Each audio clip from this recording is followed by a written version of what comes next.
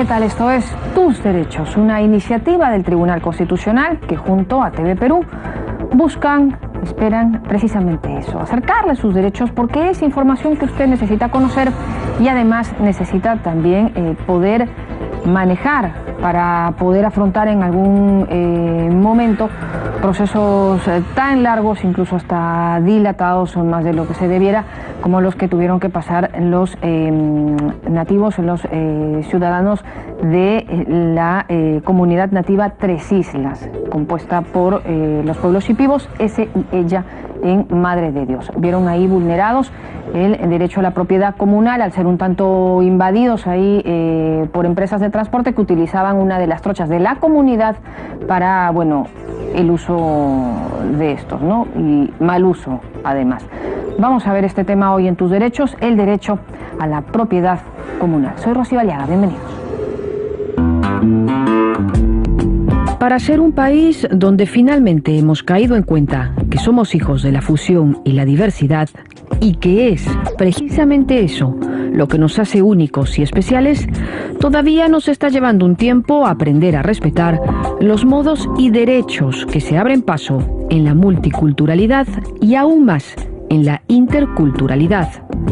De hecho, en el artículo 89 de la Constitución vigente se dice de las comunidades campesinas y las nativas que tienen existencia legal y son personas jurídicas.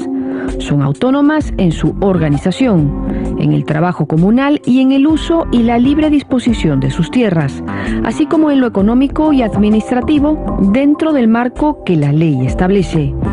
La propiedad de sus tierras es imprescriptible y además concluye el mismo artículo diciendo que el Estado respeta la identidad cultural de las comunidades campesinas y nativas. El caso que veremos hoy es el conocido como el caso Tres Islas, una comunidad nativa compuesta por los pueblos shipibo y ese-ella en Madre de Dios, que de pronto vieron como extraños vulneraban sus caminos para usos, por decirlo menos, informales.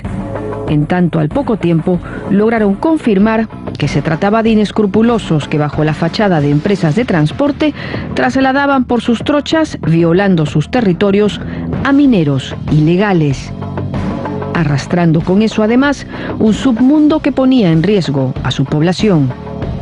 Tras confirmar las ilegales actividades y la explotación de los recursos de la comunidad, los dirigentes de la misma intentaron en vano impedirles el paso con tranqueras y casetas, que fueron retiradas por los ilegales que, hasta amparándose en el derecho a libre tránsito, lograron contra todo pronóstico legalidad en su ilegalidad.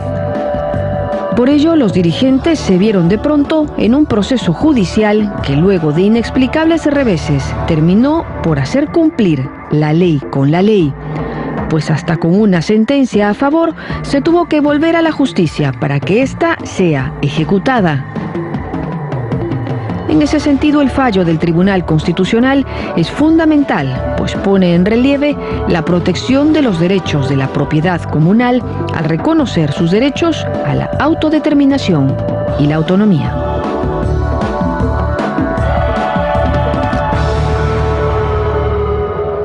Muy bien, y ese era un poco el informe, ¿no? Bueno, de hecho era el informe que nos pone siempre en contexto el tema que vamos a abordar hoy, el del derecho a la propiedad comunal, y es así que este caso llega hasta el Tribunal Constitucional, que finalmente termina fallando a favor, ¿no?, de la comunidad.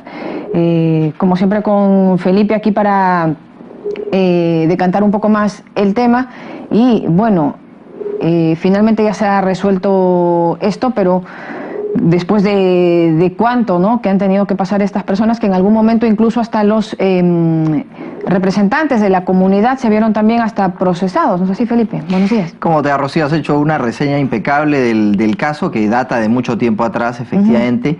Y es un caso paradójico porque el Estado primero, a través del Poder Judicial, en este caso de Madre de Dios, otorga la razón a estas empresas de transporte que recurren al Estado para dirimir un aparente conflicto. Y luego, culminado ese caso, porque hubo cosa juzgada, se declara fundada en segunda instancia el habeas corpus que en su momento interpusieron las empresas de transporte y que motivaron el retiro de estas instalaciones que tú has descrito muy bien en la parte introductoria. Luego es la comunidad campesina la que presenta un proceso constitucional para tratar de anular esa primera sentencia. O sea, es un caso de cosa juzgada y por lo tanto interpone un proceso constitucional para buscar enervar, quitarle los efectos a esa sentencia, cosa que es muy excepcional, pero que puede darse. Y en este caso el mérito de plantear el caso y del tribunal en su momento fue de advertir que aquí no podíamos aplicar una lógica común y silvestre en la cual la propiedad se entiende como la tenemos aquí, una propiedad individual, que también, por cierto, tiene todas las garantías que la Constitución otorga, sino que aquí hay otra clase de propiedad, que es la propiedad comunal, que es una introducción o un añadido de la Constitución del 93 y que precisamente resguarda a estas comunidades campesinas y nativas como Tres Islas, ubicada en Madre de Dios, que al verse afectada en su derecho de propiedad comunal es que recurre nuevamente al Estado, ¿no? Y el Estado, a través finalmente del Tribunal Constitucional, en buena cuenta refuta los argumentos que se dio en ese primer proceso y lo anula. El problema es que esa sentencia que dio el Tribunal Constitucional nunca se ejecutó. Y encima, o sea, para que vean la dificultad para hacer valer los derechos a esta población vulnerable, esta comunidad campesina. Y eso originó, nativa mejor diré, y eso motivó que regrese al Tribunal Constitucional porque no se había ejecutado adecuadamente su sentencia. Muy bien, vamos a ver este caso ahora en Tus Derechos, nos vamos a ir a la pausa, pero regresamos rapidito con nuestros invitados para que nos ayuden a dar mayores alcances respecto del derecho a la propiedad comunal, respecto del caso Tres Islas. Pausa y regresamos rapidito.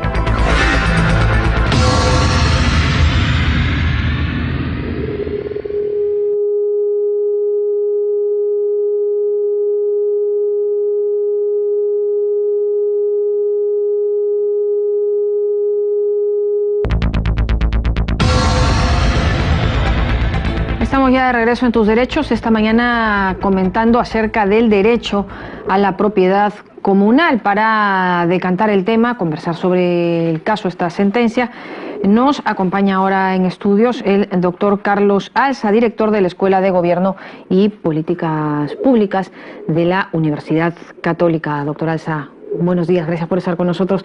Bienvenido a Tus Derechos. Y bueno, si le parece o le también considera más pertinente empezar un poco definiendo a qué nos referimos cuando hablamos de autodeterminación y autonomía territorial. Sí, eso es muy importante. Primero, agradecer la invitación. La verdad es que estoy muy contento de conversar sobre estos temas. El tema de los pueblos indígenas es un tema particularmente relevante en el país, ¿no? Dado la diversidad de grupos indígenas que existen en la Amazonía. Uno de los elementos claves que el derecho internacional y la Constitución han empezado a construir es la idea de la autodeterminación, que en algunos casos también se vincula a la autoidentificación de los pueblos indígenas. ¿Qué significa?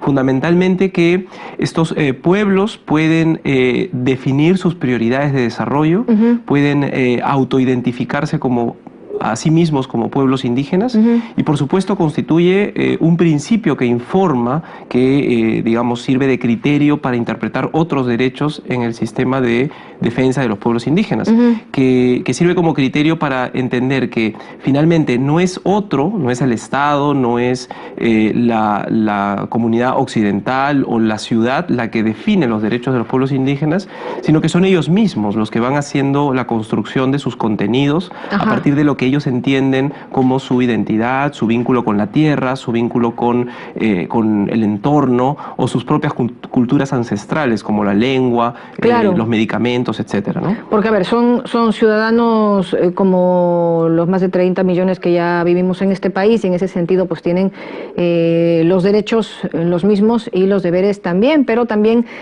se respeta, se entiende sus costumbres ancestrales y los derechos que ellos tienen sobre estas mismas, entiéndese también sobre su territorio. Absolutamente. Creo que una de las cosas muy importantes que ha ido construyendo el derecho mismo y la ciencia política y por supuesto todos los estudios sobre cultura es que los países como el nuestro, por ejemplo, son países en donde conviven muchas culturas a la vez y donde la construcción de las relaciones sociales que tenemos entre los diversos grupos culturales que vivimos no se puede dar solamente en razón a la supremacía de unos sobre otros, sino que se tiene que dar en permanente diálogo de unos grupos con otros grupos y hay una retroalimentación permanente. Entonces, reconocer hoy día en el Perú que nuestro país es pluralmente, culturalmente plural y que es además un lugar en donde las culturas y los grupos son distintos, diversos y donde hay que tener una, no solo tolerancia frente a lo diferente, a lo diverso,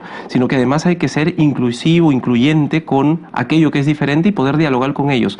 Ese es el concepto central de lo que hoy día denominamos interculturalidad, que se basa en esa, como usted muy bien dice, en esa idea de que todos somos iguales, pero a la vez tenemos diferencias. A ver, pero el tema que nos convoca ahora es esta sentencia referida a la comunidad nativa Tres Islas, constituida por los pueblos Shipibo y Ella, a ver si lo dije bien, que bueno, pues es una comunidad que en algún momento pues vio vulnerado su espacio porque alguna trocha que ellos utilizaban se vio invadida por una empresa de transportes que empezó a utilizarla para llevar además a mineros ilegales, ¿no? Mineros informales. Y bueno, finalmente esta comunidad, tras agotar ya algunas instancias, llegó hasta el Tribunal Constitucional, que finalmente termina fallando a favor de la comunidad. Este es un caso muy interesante porque, primero, creo que el tribunal hace muy bien en darle la razón, obviamente, a la comunidad, porque las evidencias, no solamente, digamos, materiales, sino además el análisis jurídico que se hace, recoge las normas internacionales que reconocen que, primero, los pueblos indígenas tienen un derecho a la autodeterminación. Y eso implica identificarse como pueblos indígenas y decidir autónomamente cómo es que defienden sus derechos y cómo construyen sus derechos. El derecho a la propiedad de la tierra es un derecho particular. En realidad, el derecho a la propiedad en general lo tenemos todos, pero en una comunidad indígena es muy particular, porque su derecho a la propiedad sobre el terreno no es el mismo derecho que yo tengo sobre mi casa, aquí en un distrito de Lima, sino que con ellos se vincula directamente a otro derecho adicional, que es el derecho a la identidad. Entonces, la comunidad es propietaria del terreno, pero además esa propiedad de ese terreno particular también le da elementos y contenidos de identidad a la comunidad. Entonces, cuando una empresa viene sin autorización, que es lo que ocurre en este caso, o con autorizaciones que no son formalmente válidas, ingresa y cruza por un terreno, y lo que hace esta empresa es, en su derecho de defender su propiedad, pone una barricada, pone una entrada o bloquea el acceso, lo que finalmente está haciendo es proteger su propiedad, como seguramente lo haríamos todos en nuestras casas cuando ponemos, no sé, un cerco eléctrico. Pero eso evidentemente fue interpretado por el otro lado, por la empresa y por las autoridades en las primeras instancias, como un acto de vulneración al libre tránsito. Así además, ¿no? De libre tránsito. Y usan ese derecho para defenderse. Y le dan la razón aparentemente en el inicio. Y es que es lógico, uno diría, por ejemplo, que si yo voy a impedir que transiten por mi calle, eso podría ser considerado una afectación al libre tránsito. Pero en este caso es la propiedad de la comunidad. Y la comunidad ha decidido autónomamente, por esa autodeterminación, defenderlo. Y pone entonces una barrera para que no sigan ingresando. Claro, que la quitan. Luego la quitan, así es. Entonces, lo que creo que es muy importante es que el Tribunal Constitucional en este caso, primero reconoce que hay una autodeterminación. No hay que confundir, sin embargo, y no hay que dejar la autodeterminación como un tema exclusivamente ligado al terreno o a la propiedad de la tierra. La propiedad comunal y la autodeterminación son dos elementos, pero son distintos. La autodeterminación se puede dar en todos los elementos que tengan que ver con el desarrollo del pueblo indígena. Es decir, sobre cómo va a desarrollar su salud, cómo va a desarrollar su educación, cómo va a desarrollar su relación de justicia o su relación con otros grupos alrededor. No solo tiene que ver con el terreno, pero en este caso, como estaba afectada la propiedad territorial, evidentemente el tribunal ha hecho una interpretación y un reconocimiento de que el derecho a la autodeterminación está vinculado directamente al territorio. Pero hay algo más importante también, y es que el tribunal en algún momento habla de que esto tiene que ver directamente con la identidad y con el multiculturalismo en el Perú. Claro, el tribunal usa este término, aunque hoy día se usa más bien la idea de interculturalidad y no solo multiculturalidad. ¿Cuál es la gran diferencia? Y es que la multiculturalidad permite la tolerancia a la diferencia, pero la interculturalidad implica que dentro de esas diferencias tenemos que empezar a dialogar, a intercambiar, a reconocer que lo otro también es parte de mí y lo mío también es parte del otro. Y entonces se genera la idea de comunidad dentro de esa diversidad. Eso permite reconocer que cuando, por ejemplo, una empresa, como ocurrió en este caso, quiere ingresar y siente que el territorio es libre y puede cruzar sin problemas o puede pedir permisos, tiene que considerar que si ahí hay una comunidad, tiene sus propias dinámicas culturales, de creencia, tiene sus propias formas de relacionamiento. Y hay que interrelacionar con eso, respetando los derechos de todos, si es que uno quiere pasar, que fue un poco lo que pasó. Bueno, nos ha quedado cortísimo el tiempo, me he quedado con muchas ganas de seguir conversando con usted, a ver si en algún otro momento lo hacemos ya por otros temas también. Muchas gracias por haber estado con nosotros, doctor Carlos Alza, director de la Escuela de Gobierno y Políticas Públicas de la Universidad Católica. Nos vamos rapidito a la pausa, pero regresamos en Tus Derechos para seguir comentando el derecho a la propiedad comunal. Pausa y regresamos.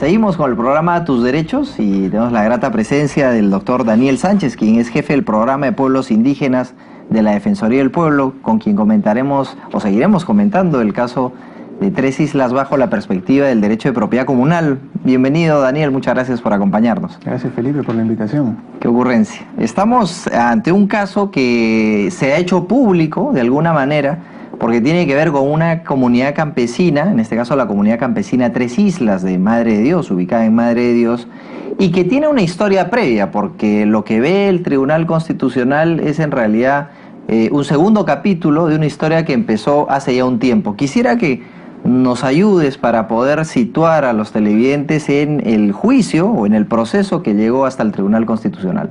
Sí, en primer lugar hay que entender que este caso ejemplifica un poco las vulnerabilidades que tiene la población indígena, las comunidades nativas y campesinas para poder finalmente ver protegidos sus derechos, ¿no? Y en este caso uno puede ver a partir de justamente una necesidad que tenía de resolver una situación de vulnerabilidad la comunidad que no necesariamente encontró respuesta rápida en los órganos de administración de justicia. Ellos venían alertando a las diversas instancias de gobierno y de justicia que había un conjunto de invasiones dentro de su espacio comunal, territorial, y que generaba una serie de posibles vulneraciones a sus recursos, la eliminación de la fauna, sobre todo el pescado, la contaminación de sus suelos. Y no hubo respuesta por parte del Estado frente a esa problemática que ellos comenzaban a señalar e indicar. Claro, porque se trata de una comunidad campesina que está ubicada en plena selva, ¿no? Y sucede que algunas empresas de transporte estaban ingresando al terreno que ellos entienden que es propiedad comunal.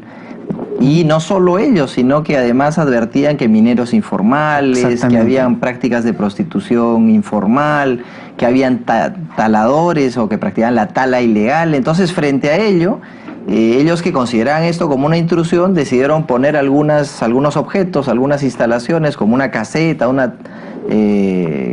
cerco de madera, una tranquera, como bien dices, que impedían el acceso de estas personas. Y fue paradójico porque ahí se da esta primera reacción, ¿no? Que quisiera que nos la recuerdes. Exactamente, justo frente a esa, digamos, vulneración, ellos deciden digamos, una acción concreta para evitar que esta situación se prolongara, y ponen la caseta y la tranquera. Y ahí justamente cuando dos empresas, los pioneros y los mineros, deciden presentar un habeas corpus, más bien señalando que a ellos se les estaba vulnerando su derecho a la libertad de tránsito. En primera, digamos, instancia, el juez de la zona falla a favor de estas dos empresas, indicando que quienes estaban vulnerando un derecho era más bien la comunidad, y que por lo tanto se debía, digamos, deshacer, destruir la caseta como el cerco que se había generado. Esto obviamente generó un malestar dentro de la comunidad y buscaron una protección también dentro del sistema judicial. Presentaron una demanda constitucional y esta fue varias veces rechazada hasta que llegó al Tribunal Constitucional. El Tribunal Constitucional decidió que aquí sí había una vulneración a dos derechos principalmente, ¿no? El derecho a la propiedad comunal, a las tierras de la comunidad de Tres Islas, y a la autonomía, es decir, a las decisiones que había tomado para proteger justamente esas tierras y ese territorio. Y ordenó que la primera instancia que había fallado en favor de las dos empresas rehiciera su fallo y pudiera tomar en cuenta los antecedentes y los criterios que había señalado el Tribunal Constitucional. El caso entonces volvió nuevamente a la sala correspondiente en Madre de Dios, y esta declaró infundado el primer habeas corpus que ya había, digamos, admitido frente a las dos empresas. Entonces, claro, es decir, se quedaron en un aspecto meramente formal, ¿no? Porque dijeron, el Tribunal Constitucional les ha dado la razón a los demandantes, muy bien, cumplimos con declarar infundado el proceso subyacente, digamos, ¿no? El habeas corpus que se interpuso en primera instancia, pero no lo que perseguían materialmente, que era reponer las cosas al estado anterior a la vulneración del derecho. En este caso, la vulneración del derecho era la orden judicial que dispuso que se destruyan o se remuevan esa caseta y esa tranquera. Así es, y no solamente eso, sino también que en paralelo se había iniciado una investigación. Como se había fallado a favor del habeas corpus en el caso de las dos empresas que sentían que estaba vulnerado su derecho a libre tránsito, el Ministerio Público inició una investigación contra los dirigentes, es decir, además de, la destrucción de esta caseta y el cerco, se les inició un proceso penal, una investigación penal para buscar la sanción de estos dirigentes, ¿no? Entonces, estos dos elementos de materiales, de fondo, todavía subsistían, aun cuando el Tribunal Constitucional ya había fallado de que la comunidad había actuado en el marco, digamos, de sus derechos constitucionales y colectivos, en este caso, reconocidos por la Constitución y convenios internacionales, ¿no? Claro, se sentían perseguidos, ¿no? Porque si, pese a que el Tribunal Constitucional estableció en su momento que la conducta de estas personas se ejercían bajo el ámbito de la autonomía comunal, tiene una garantía que la propia Constitución da de que pueden ejercer funciones jurisdiccionales inclusive, ¿cómo se entendía que el órgano encargado de velar por la legalidad continuaba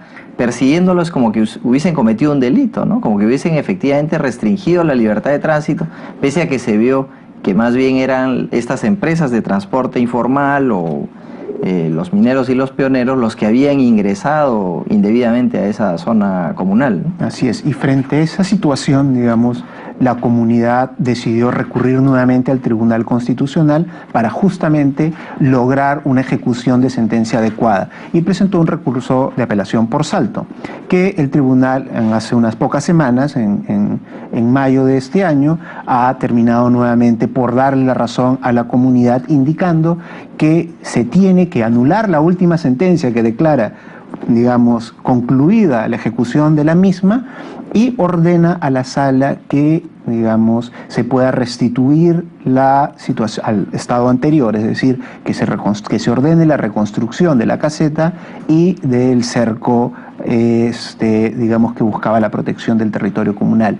Un tercer elemento importante de la sentencia es que también exhorta al Ministerio Público justamente a buscar un archivo de las investigaciones fiscales, porque la comunidad habría actuado dentro del marco de sus derechos.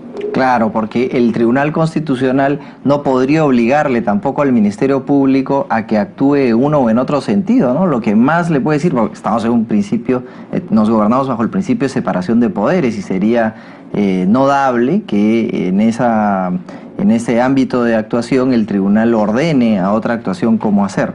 Muy bien, agradecemos mucho al doctor Daniel Sánchez, quien es jefe del programa de pueblos indígenas de la Defensoría del Pueblo, con quien hemos visto este caso que revela cómo la propiedad comunal es garantizada desde la justicia constitucional.